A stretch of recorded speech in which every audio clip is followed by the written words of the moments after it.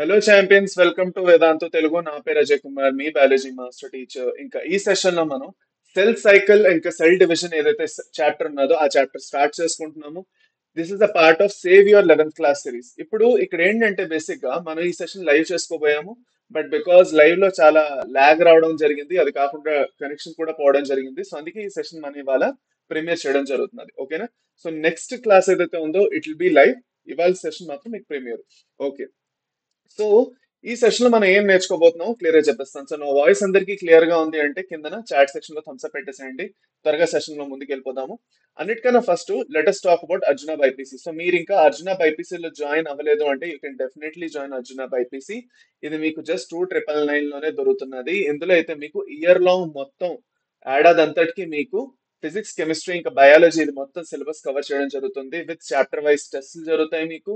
అది కాకుండా యూనిట్ టెస్ట్లు జరుగుతాయి. దాని తర్వాత మీకు ఆల్ ఇండియా టెస్ట్ సిరీస్ ఉంటాయి, నోట్స్ పీడిఎఫ్ వెంటనే ఉంటాయి, లైవ్ లెక్చర్స్ ఉంటాయి మీకు. అది కాకుండా for suppose me lecture miss అయ్యారంటే రికార్డెడ్ సెషన్ కూడా చూసుకోవచ్చు. లాస్ట్ లోని మీకు ఏవైతే తత్వ మెటీరియల్ ఉందో వేదాంత స్పెషల్ మెటీరియల్, ఆ మెటీరియల్ కూడా మీకు దొరుకుతుంది. దేంట్లో అయితే మీకు షార్ట్ నోట్స్, క్వశ్చన్స్ అన్ని ఉంటాయి అన్నమాట. ఓకే. సో అందుకే this particular session will be, ఈ batch will be really useful for you. నాకు అనిపిస్తున్నది. సో మీరు నిజంగా ఇంట్రెస్టెడ్ అయితే కింద డిస్క్రిప్షన్ లో లింక్ ఉంది. You can check that out and you can take this course. Okay. Just 2,999 లో మాత్రమే మీకు ఏడాది అంతటిది సిలబస్ కంప్లీట్ చేయడం జరుగుతుంది. ఓకే. పదండి, ఇయర్ అంతా నడుస్తుంది బ్యాచ్. ఓకే. సో మనం సెల్ సైకిల్, సెల్ డివిజన్ నుంచి మొదలెట్టాలి. సో సెల్ సైకిల్ ఇంకా సెల్ డివిజన్. సెల్ సైకిల్ అంటే ఏంటి, సెల్ డివిజన్ అంటే ఏంటి? సెల్ సైకిల్ అంటే బేసిక్ గా the sequence of events by which a cell duplicates its genome, synthesizes the other constituents of the cell, and eventually divides into two daughter cells is known as cell cycle. So మనకి basic difference అది తెలుసుకోవాలి అంటే let us talk about it. Okay. చూడండి, మనకి రెండు events వస్తున్నాయి, cell cycle ఇంకా cell division అనే రెండు ఈవెంట్స్ ఉన్నాయమ్మా. ఓకేనా? సో సెల్ సైకిల్లో ఏం జరుగుతుంది, సెల్ సైకిల్లో ఏం జరుగుతుంది అంటే బేసిక్ గా సెల్ డివైడ్ అయిన తర్వాత మళ్ళీ ప్రిపేర్ అవుతుంది. ఓకే. ప్రిపేర్ అయిన తర్వాత మళ్ళీ డివైడ్ అవుతుంది, మళ్ళీ ప్రిపేర్ అవుతుంది. సో ఈ ప్రిపరేషన్ ఇంకా సెల్ డివిజన్ ఇది కంటిన్యూస్ గా ఒక సైకిల్ లా జరుగుతుంటుంది అనమాట, ఒకటి తర్వాత ఒకటి. సెల్ డివైడ్ అవడానికి ప్రిపేర్ అవ్వాలి. ప్రిపేర్ అయింది, ఇప్పుడు మీరు ఎగ్జామ్ ఫర్ సపోజ్ లెటస్ సే మీరు ఇంటర్ లో ఉన్నారు. సో ఇంటర్ లో ఉన్నప్పుడు, ఇంటర్ లో ఉన్నారంటే ఇంటర్ లో ఫస్ట్ ఇయర్ కోసం మీరు ప్రిపేర్ అవుతున్నారు, ఎగ్జామ్ రాస్తున్నారు. ఎగ్జామ్ అయ్యి మళ్ళీ సెకండ్ ఇయర్ కి మళ్ళీ ప్రిపేర్ అవుతున్నారు, మళ్ళీ ఎగ్జామ్ రాస్తున్నారు, మళ్ళీ ప్రిపరేషన్ స్టార్ట్ చేస్తున్నారు, మళ్ళీ ఎంసెట్ రాస్తున్నారు, మళ్ళీ ప్రిపరేషన్ స్టార్ట్ చేస్తున్నారు, లేదంటే నీట్ రాస్తున్నారు. సో కంటిన్యూస్ గా ఏం జరుగుతుంది, దాంతో మీరు డిగ్రీకి వెళ్తారు, డిగ్రీలో మళ్ళీ చదివి మళ్ళీ ఎగ్జామ్ రాస్తారు. సో ప్రిపేర్ అవుతున్నారు, ఎగ్జామ్ రాస్తున్నారు. సో ఒక సెల్ ఎప్పుడైతే డివైడ్ అవుతూ ఉంటుందో కంటిన్యూస్ గా దాని తర్వాత కొత్త సెల్స్ వస్తూ ఉంటాయి కదా, దాని తర్వాత ఇంకా కొత్త సెల్స్ వస్తూ ఉంటాయి కదా. అలాంటప్పుడు ఏం జరుగుతుందంటే, జస్ట్ మినిట్ నాన్న, 1 మినిట్. ఓకే. సో అలాంటప్పుడు ఏం జరుగుతుందంటే కంటిన్యూస్ గా ఈ ఈవెంట్స్ ఏవైతే ఉన్నాయో ఒక సైక్లికల్ ఫామ్ లో ఒకటి తర్వాత ఒకటి దాంట్లోని నడుస్తూ ఉంటాయి అనమాట. దాన్ని మనం సెల్ సైకిల్ అంటాం. ఇప్పుడు సెల్ డివిజన్ అంటే ఏమిటి, ఈ చాప్టర్ నుంచి దాదాపు మీకు 2 నుంచి 3 క్వశ్చన్లు వస్తాయి. సో 3 క్వశ్చన్లు అయితే గ్యారంటీ, ఇంకా 4 రావచ్చు అప్పుడప్పుడు. అలా కూడా జరిగింది. సో ఈ చాప్టర్ చాలా ఇంపార్టెంట్ మీకు. అది కాకుండా ఈ చాప్టర్ చాలా బేసిక్స్ కూడా. ఎందుకంటే ఈ చాప్టర్ లో మీరు ఏవైతే నేర్చుకుంటారో అది మొత్తం biology, inter first second year biology మొత్తంలో మీకు యూటిలైజ్ అవుతుంది. ఓకే. పదండి. ఇప్పుడు ఈ సెల్ డివిజన్ ఏదైతే ఉన్నదో సెల్ డివిజన్ లో ఏం జరుగుతుంది అంటే సెల్ ది గ్రోత్ అనేది జరుగుతున్నది అనమాట. ఓకే. సెల్ డివిజన్ లో ఏం జరుగుతున్నది, బేసిక్ గా సెల్ ది గ్రోత్ అనేది జరుగుతున్నది ఫస్ట్. ఆ గ్రోత్ జరుగుతున్నప్పుడు ఏమవుతుంది అంటే cell the nucleocytoplasmic ratio ఏదైతే ఉన్నదో దాన్ని రీస్టోర్ చేయబడుతుంది. Let us talk about something. చూడండి, ఫర్ సపోజ్ లెటస్, నేను మీకు ఒక ఎగ్జాంపుల్ ఇస్తాను, దేనివల్ల అయితే మీకు ఇంకా బాగా అర్థమవుతుంది. నేను మీకు ఒక ఎగ్జాంపుల్ ఇస్తాను, ఎందుకంటే ఎగ్జాంపుల్స్ ఇస్తేనే కదా మనకి అర్థమయ్యేది. సో పదండి, నేను మీకు ఒక ఎగ్జాంపుల్ ఇస్తాను. చూడండి, ఫస్ట్ ఆఫ్ ఆల్ ఒక సెల్ ఉన్నది. Okay. There is a cell which has a diploidy of 2n cell ఒకటి ఉన్నది. ఓకే. ఇప్పుడు ఈ సెల్ ఏదైతే ఉన్నదో, 1 మినిట్, ఈ టూ ఎన్ సెల్ ఏదైతే ఉందో, ఓకే, ఈ టూ ఎన్ సెల్ ఏదైతే ఉందో ఈ టూ ఎన్ సెల్ రెండు సెల్స్ కింద డివైడ్ అయింది. ఓకే. రెండు టూ ఎన్ సెల్స్ కింద డివైడ్ అయింది. దీన్ని మనం పేరెంట్ సెల్ అంటాము. వీటి రెండింటిని మనం ఏమంటాం, డాటర్ సెల్స్ అంటాం. ఓకే. ఇప్పుడు ఏం జరిగింది ఒక సెల్ రెండు సెల్స్ కింద డివైడ్ అవుతున్నప్పుడు దాని దగ్గర ఉన్న న్యూక్లియో సైటోప్లాస్మిక్ రేషియో ఏదైతే ఉన్నదో అది ఈక్వల్ గా వీటి రెండిట్లో డిస్ట్రిబ్యూట్ చేస్తుంది. సో బేసిక్ గా మీ బుక్ లో ఏమి ఇచ్చారో అదే చెప్తాను. నార్మల్ గా ఒక సెల్ ఎప్పుడూను సైజ్ లో ఇంక్రీజ్ అవుతూ ఉంటుంది, దాని సైజు అలా ఇంక్రీజ్ అవుతూ వెళ్తుంది అనమాట. సో ఒక సెల్ ది సైజు సైజ్ వచ్చేసి ఎప్పుడు ఇంక్రీజ్ అవుతుంది. ఎందుకు? దాంట్లో ఫుడ్ స్టోర్ అవుతున్నది. ఫుడ్ స్టోర్ అవడమే కాకుండా దాంట్లో ఇంకోటి ఏమవుతున్నది? ఫుడ్ స్టోర్ అవడమే కాకుండా ఫుడ్ స్టోర్ అవుతున్నది. ఫుడ్ స్టోర్ అయ్యి వేస్ట్ మెటీరియల్ స్టోర్ అవుతున్నాయి. కొత్త కొత్త ఆర్గనల్స్ ప్రొడ్యూస్ అవుతున్నాయి. ఓకే, అలా అలా అలా సెల్ ది సైజ్ పెరుగుతూ వెళ్తుంది అనమాట ఓవర్ ద టైం. ఓకే, ఒక సెల్ పుట్టిన తర్వాత పుట్టినప్పటి నుంచి అలా అలా దాని సైజ్ పెరుగుతుంది. ఇప్పుడు అంత పెద్ద సైజ్ పెరిగిన తర్వాత ఆ సెల్ లో ఒకే న్యూక్లియస్ ఉన్నాయి, కావాల్సినంత కొంతే మైటోకాండ్రియా, కొన్ని క్లోరోప్లాస్ట్లు అలా ఉన్నాయి. సో ఇప్పుడు పని సెల్ ఏం చేస్తుందంటే, నాకు ఇంత మాత్రమే సరిపోదు న్యూక్లియస్, బోల్డ్ అంత పని ఉంది కానీ న్యూక్లియస్ తక్కువ ఉన్నది. ఇప్పుడు ఫర్ సపోజ్ ఇమాజిన్ చేసుకోండి, అండర్ స్టాఫ్డ్ అన్నమాట. చాలా మంది గవర్నమెంట్ ఆఫీసెస్ అండర్ స్టాఫ్డ్ అంటారు. ఎందుకు? పని చేయాల్సింది ఎంత ఉంది. డాక్టర్లు, గవర్నమెంట్ డాక్టర్లు ఎంతమంది ఉన్నారు? ఒక ఒక 1000 2000 పేషెంట్ కి ఒక డాక్టర్లు ఉన్నారంట. ఓకే, 500 1000 పేషెంట్ కి ఒక డాక్టర్ ఉన్నారంట, గవర్నమెంట్ డాక్టర్లు. అది అన్నమాట పరిస్థితి. ఓకే, సో సో దాన్ని అండర్ స్టాఫ్డ్ అంటారు. ఇక్కడ కూడా అదే అవుతుంది అనమాట. సెల్ లో చేయాల్సిన పని బోల్డ్ అంత ఉంటుంది, కానీ చేయడానికి ఆర్గనల్స్ లేదంటే సెల్ ది మషీనరీ ఏదైతే ఉందో, పనిచేసే మషీనరీ చాలా తక్కువ అయిపోతుంది. సో సెల్ ఏం చేస్తుందంటే, దానిది న్యూక్లియో సైటోప్లాస్మిక్ రేషియో ఉంటుంది. దీన్నే మనం ఏమంటాం? న్యూక్లియో సైటోప్లాస్మిక్ రేషియో అంటాం. ఈ న్యూక్లియో సైటోప్లాస్మిక్ రేషియోని రీస్టోర్ చేయాలన్నమాట. మళ్ళీ సెల్ ముందున్న సిచ్యువేషన్ కి వెళ్ళాలి. ఎక్కడైతే కొంచెమే పని ఉంది, అది చేయగలిగే పని మాత్రం ఉన్నది, అలాంటి సిచ్యువేషన్ కి వెళ్ళాలంటే సెల్ ఏం చేస్తుంది? It will undergo division. ఇది ఒక important point we have to remember. దీన్నే మనం restoring the Nucleo cytoplasmic ratio అంటాం. ఇప్పుడు ఎప్పుడైతే సెల్ బేసిక్ గా ఇలా చేస్తుందో, it undergoes DNA replication first. ఎందుకంటే డిఎన్ఏ అనేది ఏదైతే ఉన్నదో ప్రతి సెల్లోనే ఉండాలి. మనందరికీ జెనెటిక్ మెటీరియల్ కావాలి, ప్రతి సెల్లో జెనెటిక్ మెటీరియల్ ఉండాలి. సో ప్రతి సెల్లో జెనెటిక్ మెటీరియల్ ఉండాలి అంటే రెండు సెల్స్ కి ఈక్వల్ గా డిస్ట్రిబ్యూట్ చేయాలి. ఒక సెల్ కి ఎక్కువ ఇచ్చేసి ఇంకో సెల్ కి తక్కువ ఇస్తే బాధపడిపోతాయి రెండు సెల్స్ లో ఏదో ఒక సెల్ అన్నమాట. రెండు బ్రదర్స్, రెండు డాటర్స్ అన్నమాట మరి. సో రెండు డాటర్స్, ఒక డాటర్ తక్కువ ఒక డాటర్ ఎక్కువ ఇవ్వడం జరగదు. So parent cell has to give the DNA equally to both the cells. So అలాంటప్పుడు ఇక్కడ చూసుకున్నట్లయితే పేరెంట్ దగ్గర ఒకటే కాపీ ఉంది. మీరు అందరూ చూస్తున్నట్లయితే మన పేరెంట్ దగ్గర we will see only one copy, right? Parent దగ్గర మనం ఓన్లీ ఒకటే కాపీ ఆఫ్ డిఎన్ఏ చూస్తాము. ఓకే, దాని దగ్గర ఎక్కువ డిఎన్ఏ లేదు, only two and the X amount of DNA ఉన్నది. It has only X amount of DNA. Okay, it has only X amount of DNA అనమాట. ఓకే, ఈ ఎక్స్ అమౌంట్ ఆఫ్ డిఎన్ఏ రెండు cells కి మళ్ళీ ఇచ్చినప్పుడు, రెండు డాటర్ సెల్స్ కి ఇచ్చినప్పుడు, రెండు డాటర్ సెల్స్ కి ఎక్స్ ఎక్స్ వెళ్ళాలి. అది ఎలా జరుగుతుంది? అప్పుడే ఫోటో కాపీ చేస్తుంది అనమాట. సెల్ డిఎన్ఏ ఏం చేస్తుంది? జెరాక్స్ లేదంటే ఫోటో కాపీ చేస్తుంది. ఈ ఫోటో కాపీ లేదంటే జెరాక్స్ చేసే ప్రాసెస్ మనం ఏమంటాము? డిఎన్ఏ రెప్లికేషన్ అంటాం. ఏమంటాం నాన్న? DNA replication. అవునా కదా? ఇప్పుడు మనం చదువుకుంటాం, మన దగ్గర కొన్ని నోట్స్ కావాలి మనకి. లాస్ట్ లో ఎగ్జామ్ లో కూర్చునే ముందు ఏమైనా నోట్స్ ఉంటే బాగుంటాయి అనిపిస్తాయి, అవునా కదా? మనం నోట్స్ రాసుకోలేదు. సో ఎవరైనా టాపర్ ఉన్నా, లేదంటే ఎవరైనా మీ ఫ్రెండ్ ఎవరైనా క్లాస్ అటెండ్ అయినప్పుడు నోట్స్ రాసినా, ఆ నోట్స్ తెచ్చుకొని అయినా కనీసం నేను ప్రిపేర్ అవుతాను అనుకుంటాను. సో మీరు ఏం చేస్తారు? అదే నోట్స్ తీసుకెళ్లి ఫోటో కాపీ లేదంటే జెరాక్స్ చేయించుకుంటారు. అప్పుడు మీ దగ్గర ఒక కాపీ వచ్చింది, మీ ఫ్రెండ్ మీరు తిరిగి ఇచ్చేస్తారు అనమాట. సిమిలర్ గా ఇక్కడ కూడా సెల్ కి ఏం చేయాలంటే, రెండు డాటర్ సెల్స్ కి డిఎన్ఏ కరెక్ట్ గా ఈక్వల్ గా ఇవ్వాలి. కొంచెం ఎక్కువ తక్కువ ఇవ్వడం కుదరదు. సో అలాంటప్పుడు డిఎన్ఏ సెల్ ఏం చేస్తుందంటే, పేరెంట్ సెల్ ఇట్లా అండర్గో డిఎన్ఏ రెప్లికేషన్. రెప్లికేషన్ అయిపోయి డిఎన్ఏ, ఫర్ సపోజ్ నేను అన్నట్టు ఎక్స్ క్వాంటిటీ ఉన్నది అనుకోండి, that X quantity of DNA will become 2x quantity. ఈ 2x క్వాంటిటీ డిఎన్ఏ ఏదైతే ఉందో, ఒకదానికి ఎక్స్ ఇంకో దానికి ఎక్స్ ఇచ్చేసి సరిపెట్టేస్తుంది అనమాట. దానివల్ల మనకి ఏదైతే డాటర్ సెల్స్ వస్తాయో, వాటిది క్రోమోసోమల్ కంటెంట్ లేదంటే డిఎన్ఏ కంటెంట్ ఏదైతే ఉందో ఇట్ విల్ బి రీస్టోర్డ్ అనమాట. ఒక దాంట్లో ఎక్కువ తక్కువ జరగదు. ఇది ఒక ఇంపార్టెంట్ పాయింట్, మనం గుర్తుపెట్టుకుంటాం. కొంచెం ఎన్సీఆర్టీ చదువుదాం. ఓకే, చదువుదాం రండి. ఓకే, ఎన్సీఆర్టీలో ఏం వచ్చారు? Okay, cell division is a very important process in all living organisms. During the division of a cell, DNA replication and cell growth also take place. All these processes, cell division, DNA replication, and cell growth, have to take place in a coordinated way to ensure correct division. ఒక coordinated way లో జరగాలి. Correct గా ఒక తర్వాత ఒకటి జరగాలి. ఇష్టం వచ్చినట్టు ఎలాగోలా కాదు. ఒక పర్టికులర్ సిస్టమ్ ఉన్నది, ఆ సిస్టమ్ పర్తిగా ఫాలో అవ్వాలి ప్రాపర్ గా. సో సెల్ సైకిల్ అంటే ఏంటో అన్నది మనం చూసుకున్నాం కాబట్టి పర్వాలేదు. Although cell growth is a continuous process, DNA synthesis occurs only during one specific stage of the cell cycle. Okay, cell growth అనేది కంటిన్యూస్ ప్రాసెస్ అయినా కూడా డిఎన్ఏ సింథసిస్ ఏదైతే ఉందో only okay stage of cell cycle లో జరుగుతుంది. అది ఎప్పుడు జరుగుతుందంటే ఎస్ ఫేజ్ లో జరుగుతుంది, మనం చూసుకుంటాం.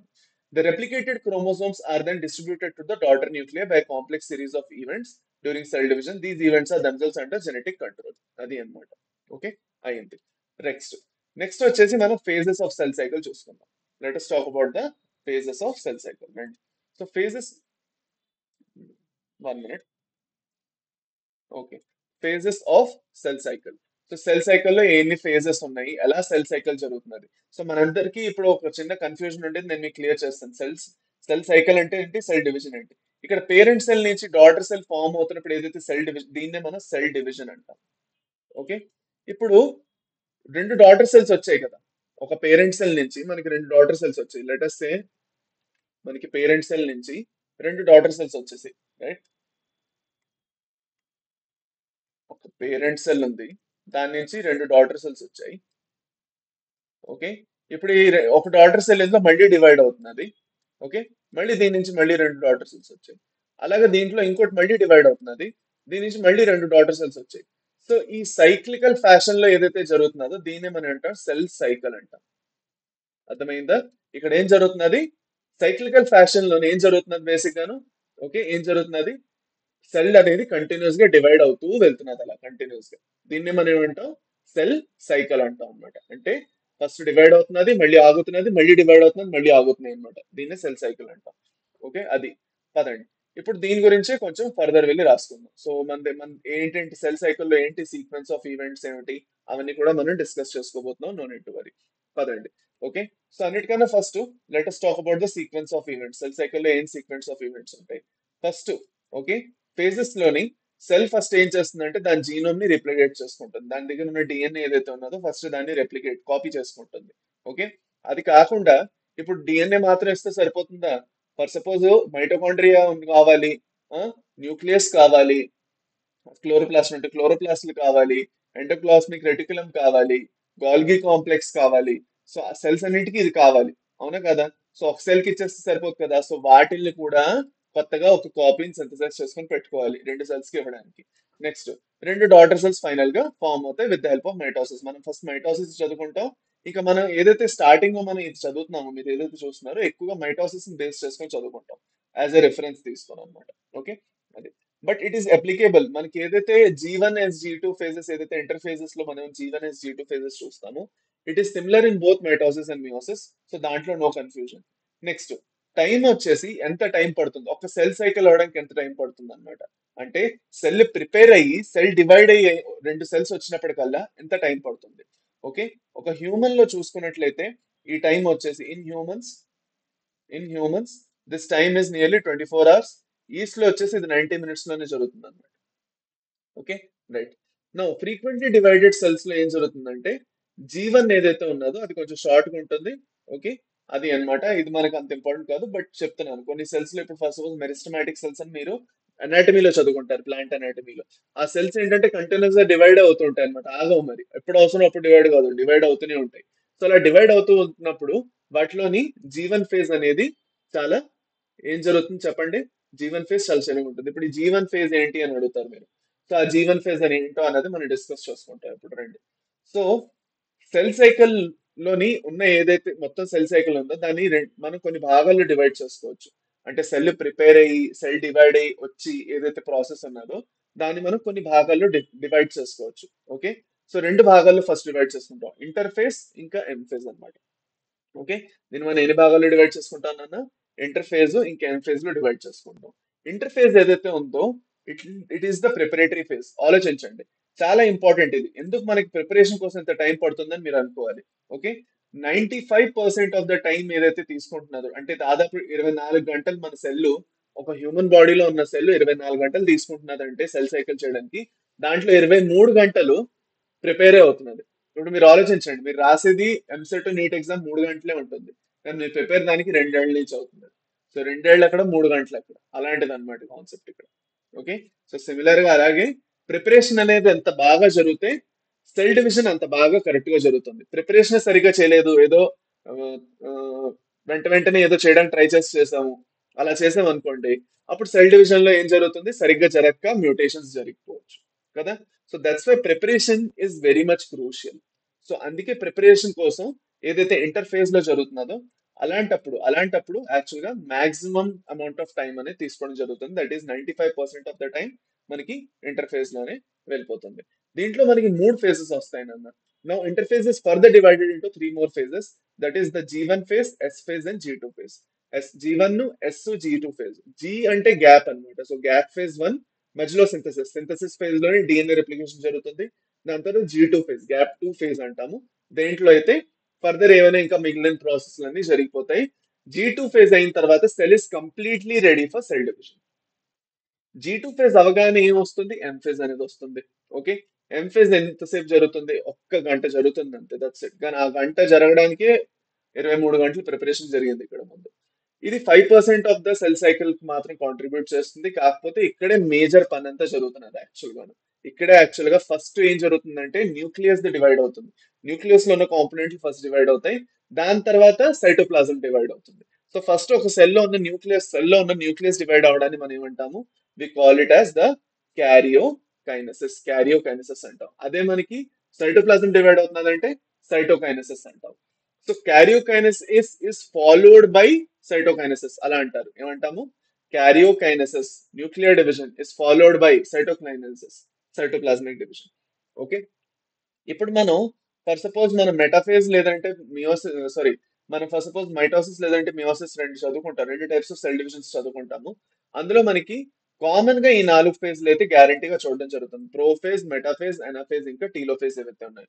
These 4 phases are the most common phases that you will see. P MAT అంటాం దీన్ని, మనం ఏమంటాము, will call it as the P mat.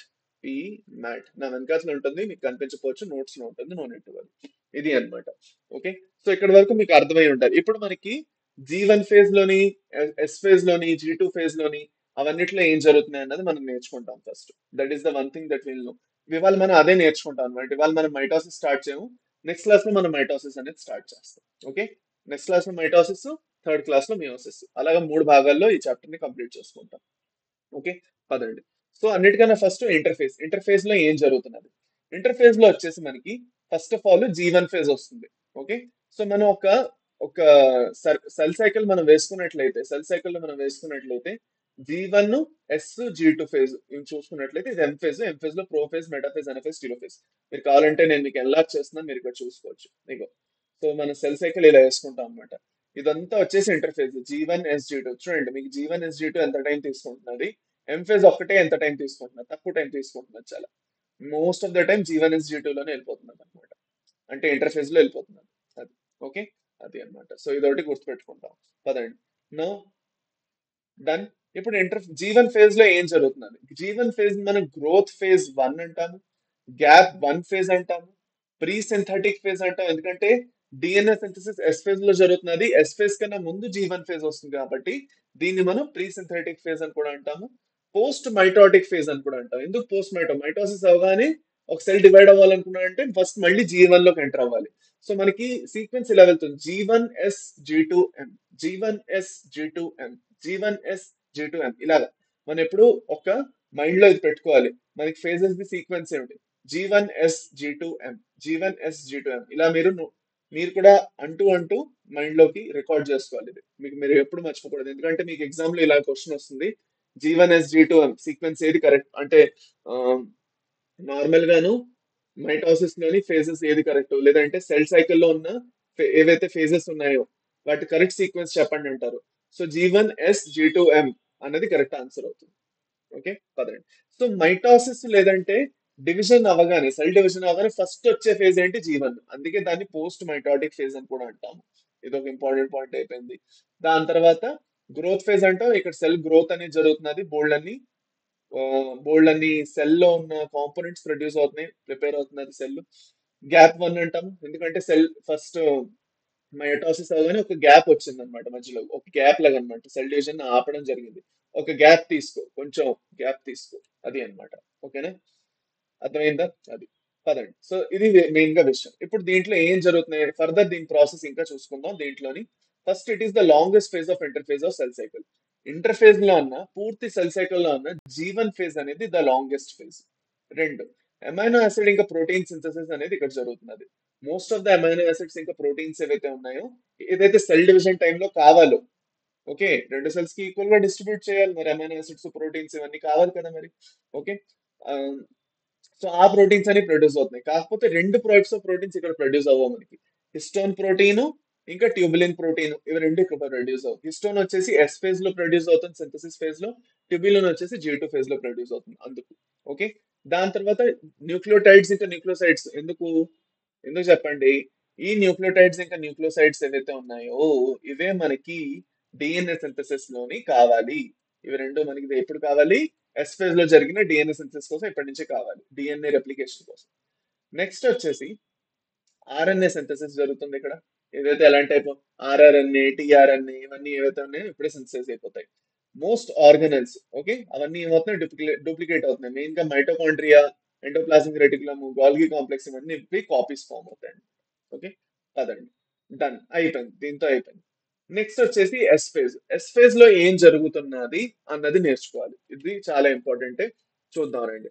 So yes phase లో ఏం జరుగుతుంది అన్న, what is happening in yes phase? Just 1 minute అవ్వండి, 1 minute అవ్వండి అన్న. Okay, just minute.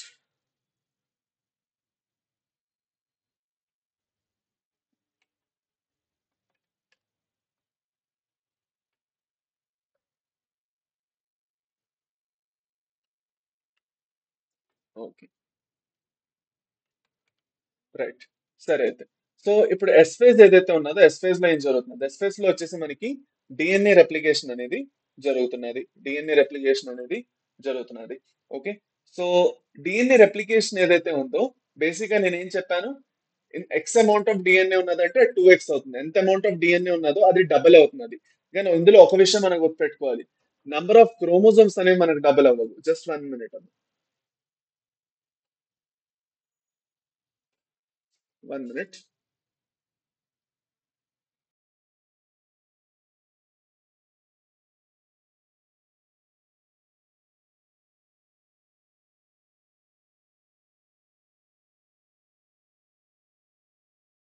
ఓకే, పదండి అమ్మ. ఓకేనా? So let us continue. ఇప్పుడు మనకి ఎస్ ఫేజ్ ఏదైతే ఉన్నదో ఎస్ ఫేజ్ లో ఏం జరుగుతుంది అంటే డిఎన్ఏ రెప్లికేషన్ జరుగుతుంది అన్నాను. కానీ ఇందులో నేను ఒకే విషయం చెప్పాను మీకు, నంబర్ ఆఫ్ క్రోమోజోమ్స్ ఏవైతే ఉన్నాయో అవి ఎప్పుడు మనకి డబల్ అవ్వవు. నంబర్ ఆఫ్ క్రోమోజోమ్స్ ఎప్పుడు సేమ్ ఉంటాయి, మిగతావన్నీ మీకు డబుల్ అవుతాయి. Centromere, number of centromeres, number of chromosomes మీకు మారవు. For suppose let us say, okay, మనకి మీకు బుక్ లో ఇచ్చిన ఎగ్జాంపుల్ మీరు అందరం చూసి కన్ఫ్యూజ్ అవుతాం, ఈ 2C 4C అంటే ఏమిటని. ఫర్ సపోజ్ నేను X 2X ఏదైతే చెప్పానో అదే అమ్మా, ఇది X 2X అన్నా 2C 4C అన్నా సేమే. ఒక పర్టికులర్ సెల్ లో డిఎన్ఏ కంటెంట్ మనం చూసుకున్నట్లయితే, for suppose cell division S phase కన్నా ముందు, చాలా ఇంపార్టెంట్, ఇది గుర్తుపెట్టుకోండి. ఎస్ ఫేస్ కన్నా ముందు అంటే G1 అయినా కూడా కరెక్ట్ అవుతుంది అది. ఎస్ ఫేస్ కన్నా ముందు మనకి 2C కంటెంట్ ఉన్నది అంటే it will become 4C content, double అయింది. ఎక్స్ కంటెంట్ 2X ఎలా అయిందో 2C కంటెంట్ 4C అని చెప్తున్నారు వాళ్ళు, ఇంకేం లేదు, డబల్ అయిందని చెప్తున్నారు అంతే. సో డిఎన్ఏ డబల్ అయిందని చెప్పడానికి వాళ్ళు 2C 4C చెప్తున్నారు, ఇంకేం లేదు. సో కన్ఫ్యూజ్ అయితే అవ్వక్కర్లేదు. మీరు 2X 4X కూడా చెప్పుకోవచ్చు, ఏదైనా పర్వాలేదు. మీ అండర్స్టాండింగ్ ఏది ఈజీగా ఉందో అది మీరు అర్థం చేసుకోవాలి. ఇప్పుడు మనకి నంబర్ ఆఫ్ క్రోమోజోమ్స్ మారవు, they will be same. Histone proteins ఏవైతే ఉన్నాయో సెన్సైజ్ అవుతాయి, నేను చెప్పాను మీకు ఇందాకలే.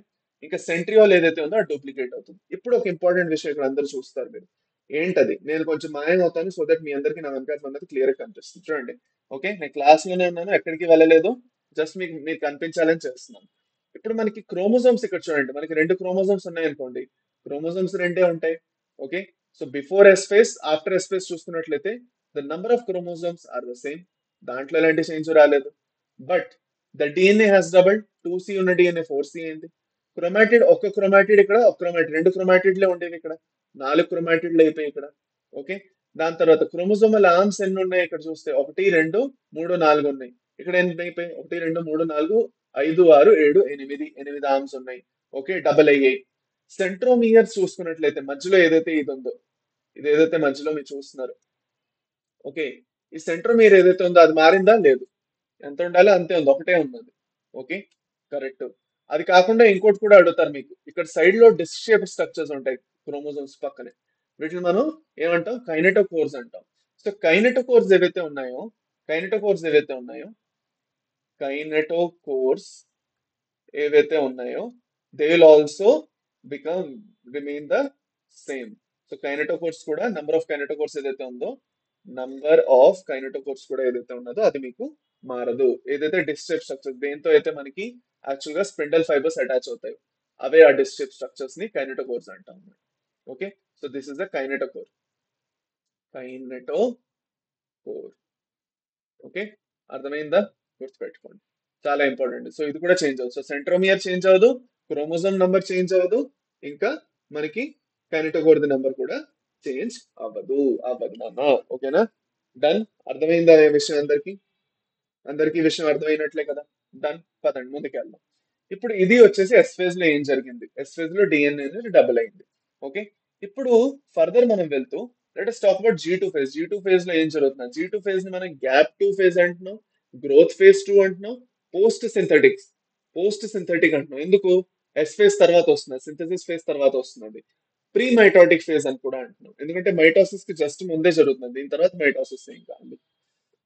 రైట్, ఈ ఫేజ్ లో ఏం జరుగుతుంది అంటే మైటోకాండ్రియా, ప్లాస్టిడ్స్ అంటే క్లోరోప్లాస్ట్, గాల్గి కాంప్లెక్స్ ఇవన్నీ డూప్లికేట్ అవుతున్నాయి అనమాట. మెయిన్ గా వీటి డూప్లికేషన్ ఇప్పుడు జరుగుతుంది. ట్యూబులిన్ సింథసిస్ ఇప్పుడు జరుగుతుందని నేను చెప్పాను, జీవన్ ఫేజ్ లో జరగలేదు. రిమైనింగ్ ఆర్ఎన్ఏ ఏదైతే ఉందో, ఓకే, ఇంకా ప్రోటీన్స్ ఏవైతే ఉన్నాయో అవి ఇంక ఈ ఫేజ్ లో సింథసైజ్ అయిపోతాయి. ఇంకేమైనా మిగిలి ఉన్నాయంటే ఓకే, అవన్నీ ఈ ఫేజ్ లో సింథసైజ్ అయిపోయి సెల్ ఇంకా పూర్తిగా ఇంకా రెడీగా ఉంది అనమాట. లెట్స్ డూ ఇట్ అనేసి రెడీగా ఉంది. ఇంకా ఇంకా నేను సెల్ డివైడ్ అవడానికి రెడీగా ఉన్నాను, సెల్ ని డివైడ్ చేయడానికి నేను రెడీగా ఉంది ఇప్పుడు. ఇప్పుడు దీని తర్వాత మనకి సెల్ డివిజన్ అనేది స్టార్ట్ అవుతుంది. ఇప్పుడు ఒక ఇంపార్టెంట్ పాయింట్ నాన్న ఏదైతే మీరు ఇక్కడ గుర్తుపెట్టుకోవాలో, ఓకే, ఏంటది? We're going to talk about the G naught phase. We're going to talk about the G naught phase. G naught phase అంటే ఏమిటి? జీ నాట్ ఫేజ్ అంటే ఏమిటి? జీ నాట్ ఫేజ్ అంటే క్విసెంట్ సెల్ స్టేజ్ అనేసి అంటాం అన్నమాట.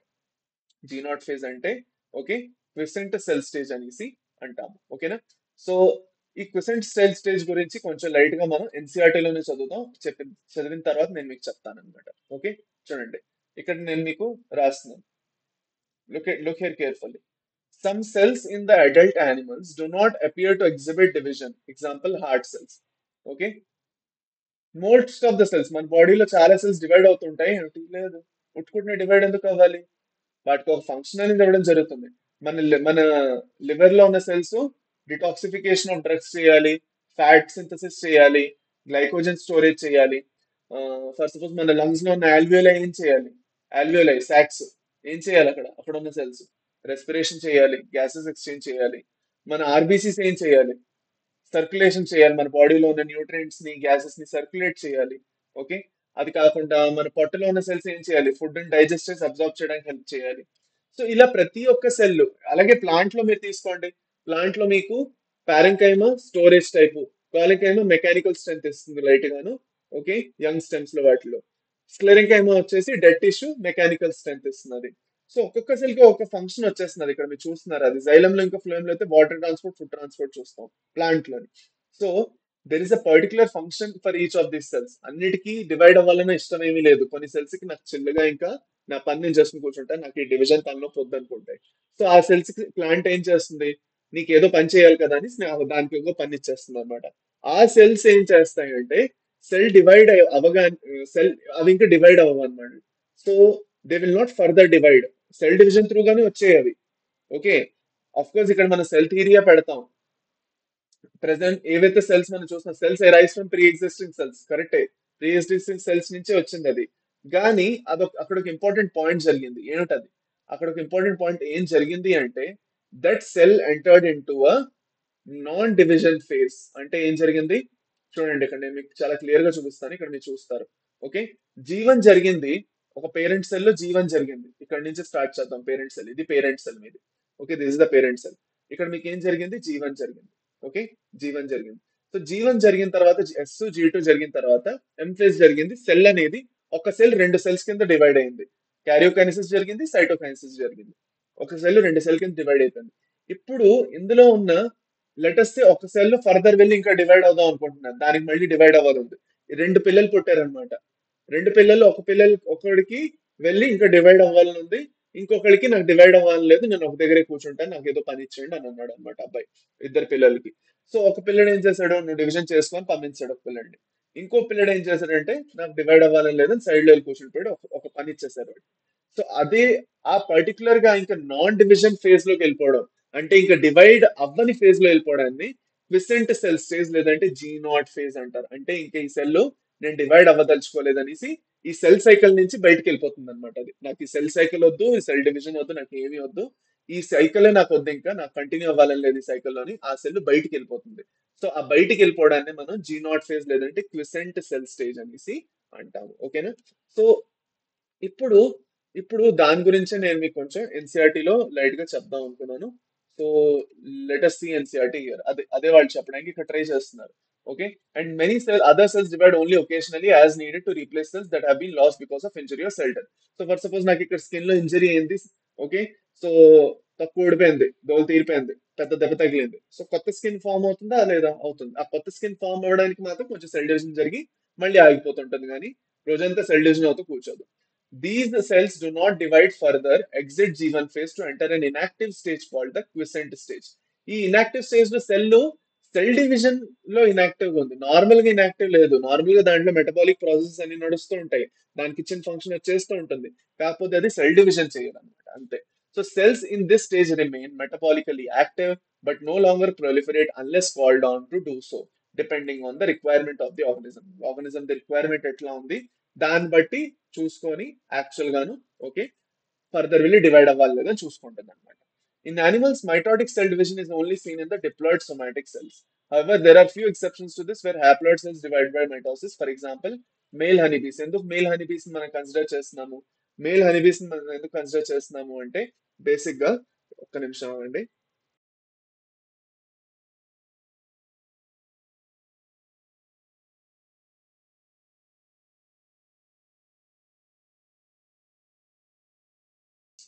Okay, let us continue. So male honeybees లో మనం హ్యాప్లోడిప్లాయిడీ చూస్తాం. అది ఇప్పుడు మనకి అక్కర్లేదులేండి, నో నీడ్ టు వరీ, అది ఇప్పుడు మనం చదవక్కర్లేదు. కానీ గుర్తుపెట్టుకోండి, ఎందుకంటే అది మీకు అడగచ్చు. సో అండ్ దట్ ఆ విషయంలో మీకు మేబీ ఇది ఇంపార్టెంట్. ఓకే. మేల్ హనీబీస్ లోని మనకి హ్యాప్లాయిడ్ మైటోసిస్ జరుగుతుంది అన్నది మీరు గుర్తుపెట్టుకోవచ్చు. Okay. Against this the plants can show mitotic division in both haploid and diploid cells. Okay. Plants లో హ్యాప్లాయిడ్ ఇంకా డిప్లాయిడ్ రెండు టైప్స్ ఆఫ్ సెల్స్ లోని మైటోసిస్ మనం చూస్తాం. From your recollection alternation generation లో ఉన్నది అంటున్నారు, వదిలేండి చాలు ఇంకా, ఇది అక్కర్లేదు. ఇప్పుడు మనకి కొన్ని ఇంపార్టెంట్ పాయింట్స్ ఇక్కడ నేను మీకు చెప్తానన్నాను. జీ నాట్ ఫేజ్ గురించి చూడండి. నేను జీ నాట్ ఫేజ్ గురించి మీకు ఇక్కడ ఎక్స్ప్లెయిన్ చేస్తాను ఇక్కడ క్లియర్ గా. జీ నాట్ ఫేజ్ ఏం చేస్తున్నది అంటే నార్మల్ గా G1S G2M అనేది 4 సెల్ సైకిల్ నడుస్తూ ఉంటుంది. సో ఈ సెల్ సైకిల్ నుంచి ఇంకా G1 లో ఎంటర్ అవ్వకుండా సైడ్ కి వెళ్ళిపోయింది, ఇంకా బయటకు వచ్చింది, ఆ ఫేజ్ నుంచి బయటకు వచ్చేసి సెల్ సైకిల్ నుంచి బయటకు వచ్చేసి, ఓకే, సెల్ డివిజన్ మరి ఇంకా జరగకుండా డిఫరెన్షియేషన్ అయిపోతుంది. ఇప్పుడు అదే నేను ప్లాంట్ సెల్ లో అన్నాను అనుకోండి, ప్లాంట్ సెల్ లో ఏం జరుగుతుంది? ఓకే. డిఫరెన్షియేషన్ అంటే ఏమిటి? ఒక మెరిస్టమాటిక్ సెల్, ఒక డివైడ్ అవుతున్న సెల్ పర్మనెంట్ సెల్ కింద మారడం. ఇది నేను మీకు ప్లాంట్ అనాటమీ వచ్చినప్పుడు ఇంకా బాగా చెప్పేసేస్తాను. లేదు మీకు నేర్చుకోవాలి ఉందంటే నాకు కింద కమెంట్ సెక్షన్ లో పెట్టండి, నేను మీకు డిఫరెన్షియేషన్ ది ప్రాసెస్ ఏంటి ఉన్నది క్లియర్ గా చెప్తాను. బట్ మెయిన్ గా ఏంటంటే డిఫరెన్షియేషన్ ప్రాసెస్ అంటే ఒక డివైడ్ అవుతున్న సెల్ పర్మనెంట్ సెల్ లేదంటే డివైడ్ అవ్వని సెల్ కింద మారడాన్ని మనం డిఫరెన్షియేషన్ అంటాం. ఫంక్షన్ మారిపోయింది, అవునా కాదా? సెల్ లోని ఒక మెటమార్ఫోసిస్, ఒక చేంజ్ వచ్చేసింది. ఇప్పటి వరకు డివైడ్ అవుతున్న సెల్ సడన్ గా దానికి ఏమనిపించింది, నేను డివైడ్ అవ్వను, నేను ఏదోటి ఫంక్షన్ పట్టుకుంటాను, సెల్ లో ఏదో ఒకటి చేస్తాను, ఫుడ్ స్టోరేజ్ చేస్తాను, సర్క్యులేషన్ చేస్తాను, వాటర్ ట్రాన్స్పోర్ట్, ఫుడ్ ట్రాన్స్పోర్ట్ చేస్తాను, కానీ నేను ఇంకా డివైడ్ అవ్వను అనుకుంది. సో ఆ పర్టికులర్ ఫంక్షన్ చెందాలంటే it has to undergo differentiation. Plant లో మెరిస్టమాటిక్ సెల్ ఎప్పుడు డివైడ్ అవుతూ ఉంటుంది. డివైడింగ్ సెల్ పేరు మెరిస్టమాటిక్ టిష్యూ. మెరిస్టమాటిక్ సెల్స్ ఏవైతే ఉన్నాయో మెరిస్టమాటిక్ టిష్యూలో అవి ఎప్పుడు డివైడ్ అవుతూ ఉంటాయి. వాటి పని డివైడ్ అవుతూ కొత్త సెల్స్ ని ప్రొడ్యూస్ చేసి ప్లాంట్ కి ఇస్తూ ఉంటాం గ్రోత్ కోసం. సో మెరిస్టమాటిక్ సెల్ ఏదైతే ఉందో అందులో ఒక సెల్ డివైడ్ అవ్వాలనుకోలేదు కొత్త సెల్స్ వచ్చిన తర్వాత, రెండు డాటర్ సెల్స్. అప్పుడు it will undergo permanent differentiation to become a permanent cell. ఇప్పుడు ఈ పర్మనెంట్ సెల్ ఫర్దర్ వెళ్ళి ఇంకా మరి సెల్ డివిజనే జరగదా అంటే ఇట్ విల్ అండర్గో. మనం ఇప్పుడే చూసుకున్నాము. అన్- అంటే చూడండి, unless called on to do so depending on the requirement. అంటే మళ్ళీ ప్లాంట్ అడిగింది అనుకోండి, ప్లాంట్ అడిగింది అనుకోండి, అనిమల్ సెల్స్ లో ఇంక జరగదు, సెల్ రిపేర్ రీజనరేషన్ మాత్రమే జరుగుతుంది. కానీ ప్లాంట్ సెల్ లో ఏం జరుగుతుందంటే పర్మనెంట్ సెల్ మళ్ళీ ఒక పెరిస్టమాటిక్ సెల్ కింద కన్వర్ట్ అవ్వచ్చు, దాని దగ్గర ఛాన్స్ ఉంది. ఆ ప్రాసెస్ ని మనం డీ డిఫరెన్షియేషన్ అంటాం. ఇందులో అయితే ఒక పర్మనెంట్ సెల్ ఏదైతే ఆల్రెడీ జీ నాట్ ఫేజ్ లోకి వెళ్ళిపోయి ఇంకా నాకు సెల్ డివిజన్ వద్దనుకుందో, దాని మళ్ళీ ప్లాంట్ నువ్వు మళ్ళీ డివైడ్ అవ్వాలి, నీతో కొంచెం పని ఉన్నది అంటుంది, నువ్వు మళ్ళీ సెల్ డివిజన్ చేయాలంటుంది. సో ఇట్లా undergo cell division again and it will become a meristematic type of cell again. దీన్ని మనం డీ డిఫరెన్షియేషన్ అంటాం. ఇప్పుడు ఈ మెరిస్టమాటిక్ సెల్ ఏదైతే ఉన్నదో మళ్ళీ ఇంకొక పర్మనెంట్ సెల్ కింద మారుతుంది. ఓకే. ఎంతకాలం అంత డివైడ్ అయిన తర్వాత మళ్ళీ ఆగిపోతుంది దాంట్లో డివిజన్, మళ్ళీ జీ నాట్ ఫేజ్ లోకి వెళ్ళిపోతుంది. దాన్ని మనం ఏమంటాం? రీడిఫరెన్షియేషన్ అంటాము. సో ఇదంతా ప్రాసెస్ ఏదైతే ఉన్నదో మీరు ఇది ప్లాంట్ అనటమీలో, ప్లాంట్ గ్రోత్ అండ్ రెగ్యులేషన్ లో బాగా నేర్చుకుంటారు. సో ప్లాంట్ అనటమీ వచ్చినప్పుడు నేను ఇంకా బాగా మీకు ఎక్స్ప్లెయిన్ చేస్తాను. నో నెట్ వరీ, మీకు బాగా అర్థమవుతుంది. సో ఎక్కువగా డైకాట్స్ లో, డైకాట్ ప్లాంట్స్ ఏవైతే ఉన్నాయో వాటిలో సెకండరీ గ్రోత్ ఇంకా వాస్కులర్ కేంద్రం ఫామ్ అవ్వాలి అంటే, సెకండరీ గ్రోత్ జరగాలి అంటే యాక్చువల్ గా వాటిలోని ఈ ప్రాసెస్ అంతా జరగాలి. డీ డిఫరెన్షియేషన్ ఇంకా redifferentiation. So no need to worry, మీకు కన్ఫ్యూజన్ ఉన్నదా? మనం ప్లాంట్ అనటమీ చదువుకుంటాం కొన్ని రోజుల్లోనే, అక్కడ నేను మీకు ఎక్స్ప్లెయిన్ చేస్తాను. ప్లాంట్ మార్ఫాలజీ ఇంకా అనాటమీ నెక్స్ట్ చదువుకోబోతున్నాం మనం. ఓకే, పదండి. రైట్. ఇప్పుడు last and the most important point with respect to the basics of the cell cycle and cell division, that is the cell cycle check points.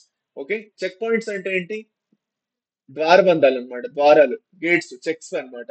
అంటే ఇప్పుడు for suppose మీరు for suppose let us say, okay, మీరు ఏదైనా train station కి వెళ్తున్నారు, లేదంటే for suppose ఎక్కడికైనా ఒక జాగాకి వెళ్తున్నారు, మీరు ఫర్ సపోజ్ మాల్ కి వెళ్తున్నారు.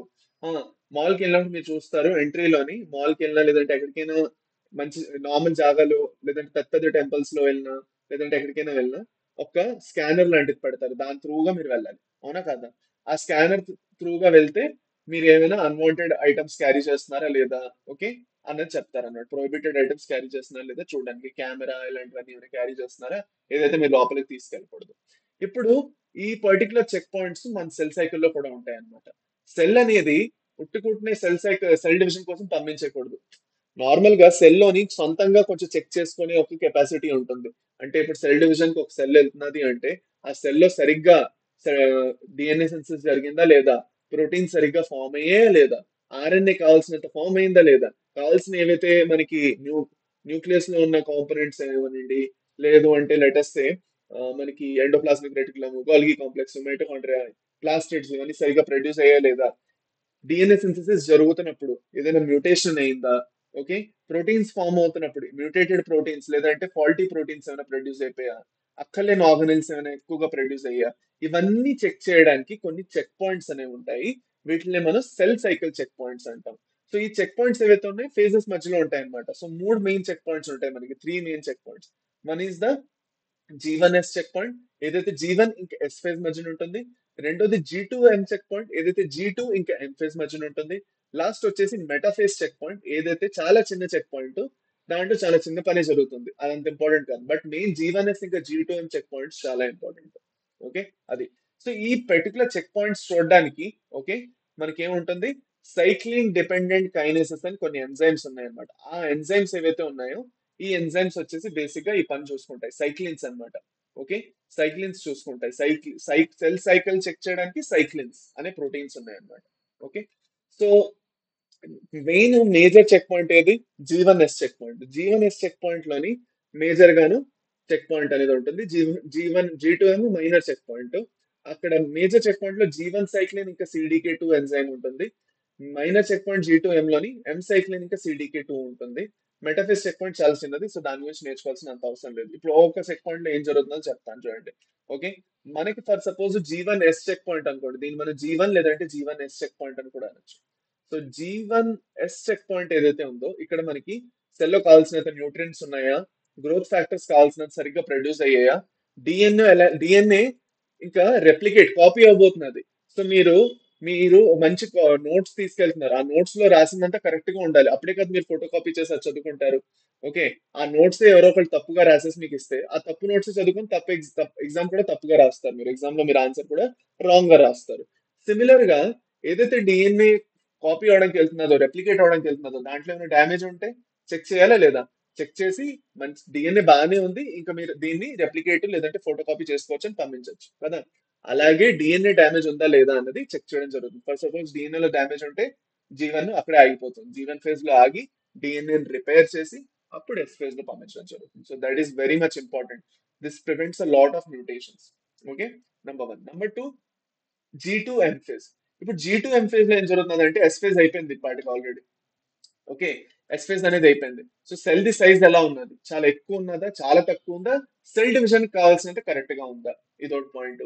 రెండోది, డిఎన్ఏ రెప్లికేషన్ ఎస్ ఫేజ్ లో సరిగ్గా జరిగిందా లేదా, జరుగుతున్నప్పుడు ఏమైనా మ్యూటేషన్స్ జరిగిపోయా, తొందరలో ఏమైనా జరిగిందా రెప్లికేషన్, ఫోటో కాపీ, ఓకే, అది చెక్ చేయడం జరుగుతుంది. అంతా బాగానే ఉందంటే ఇట్లా అప్రూవ్, ముందుకు వెళ్ళిపోవచ్చు, ఇంకా ముందుకు వెళ్ళిపోయి ఇంకా సెల్ డివిజన్ అనేది జరుగుతుంది. ఓకే. మెటాఫేజ్ చెక్ పాయింట్ చాలా చిన్న చెక్ పాయింట్. దేంట్లో అయితే క్రోమోజోమ్స్ కి స్పిండల్ ఫైబర్స్ వచ్చి అటాచ్ అయ్యాయా లేదా అన్న చెక్ చేయడం జరుగుతుంది. అలా జరిగితేనే ఎనాఫేజ్ కి వెళ్ళొచ్చు. స్పిండల్ ఫైబర్స్ వాటిని సపరేట్ చేయొచ్చు క్రోమోజోమ్స్ ని ఈక్వేటర్ నుంచి. సో అది మెటాఫేజ్ జరుగుతుంది. మనం మెటాఫేజ్ చదువుకుంటా ఏం జరుగుతుందో అప్పుడు మీకు అది అర్థమైపోతుంది ఏమన్నా ఉంటే. ఓకే, అది అన్నమాట. So this is with respect to the introductory part of cell cycle cell division. మనం నెక్స్ట్ ఇంకొచ్చేసి మైటాసిస్ గురించి చదువుకుంటాం అన్నమాట. So what is mitosis basically? Mitosis ని మనం ఎంఫేజ్ అని కూడా అంటాము. దీన్ని మనం ఈక్వేషనల్ డివిజన్ అని కూడా అంటాం. ఎందుకు ఈక్వేషనల్ డివిజన్ అంటాము అంటే బేసిక్ గా మనకి ఒక డిప్లాయిడ్ సెల్ ని డివైడ్ చేస్తే మనకి రెండు డిప్లాయిడ్ సెల్స్ వస్తున్నాయి. మనకి వాటిలో క్రోమోజోమ్ ది కంటెంట్ తగ్గట్లేదు, డిఎన్ఏ ది కంటెంట్ తగ్గట్లేదు. ఎలా ఉన్న సెల్ అలాగే చక్కగా ఫోటో కాపీల్లో వస్తున్నాయి శుభ్రంగా. ఓకే, ఏది ఎక్కువ తక్కువ అవ్వట్లేదు.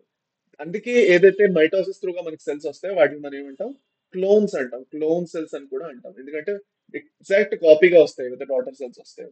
ఫర్ సపోజ్ మన బాడీలో ఒక సెల్ 46 క్రోమోజోమ్స్ ఉంటాయన్నమాట. ఆ 46 క్రోమోజోమ్స్ ఉంటే అది డివైడ్ అయిన తర్వాత 20 to 23 కింద డివైడ్ అవ్వవు. రెండు సెల్స్ కి 46 క్రోమోజోమ్స్ మళ్ళీ వస్తాయి. అది ఎలా జరుగుతున్నది? నేను చెప్పాను మీకు, డిఎన్ఏ అనేది డబల్ అవుతున్నది రెండింటికి ఈక్వల్ గా డిస్ట్రిబ్యూట్ చేయడానికి కదా. అది అన్నమాట. ఓకే.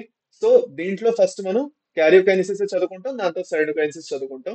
క్యారియోకైనసిస్ మనం న్యూక్లియర్ డివిజన్ అంటాము, which is the most dramatic phase. Energy dramatic అంటే ఏమిటి? డ్రామా చేస్తుందని కాదు. డ్రామాటిక్ అంటే ఎనర్జీ కన్సూమ్, బోల్డ్ అంత ఏటీపీలు జీటీపీలు అవన్నీ వాడడం జరుగుతుంది. బోల్డ్ అంత ఎనర్జీ కావాలి. ఓకే. సో యాక్టివ్ ప్రాసెస్ చాలా. సెల్యులర్ రీఆర్గనైజేషన్, సెల్ లో ఉన్న కాంపోనెంట్స్ అన్ని ఇటు నుంచి అటు చేయడం జరుగుతుంది.